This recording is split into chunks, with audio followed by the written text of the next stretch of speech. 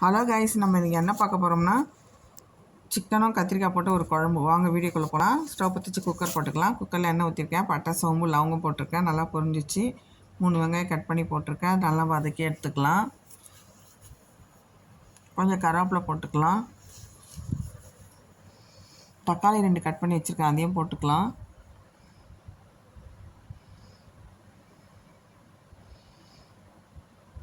இஞ்சி பூண்டு paste 1 spoon போட்டுக்கலாம்.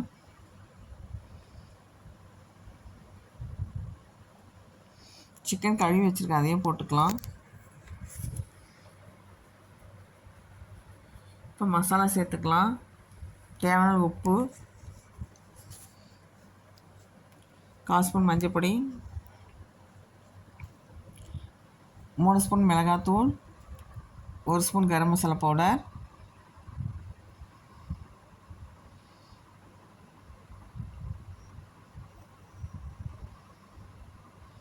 இப்போ நல்லா கலந்து விட்டுக்கலாம்.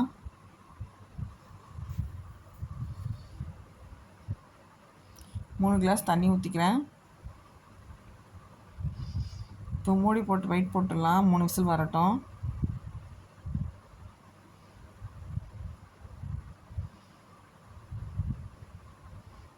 இப்போ 3 விசில் வந்துடுச்சு. இப்போ கத்திரிக்காய் போட்டுக்கலாம்.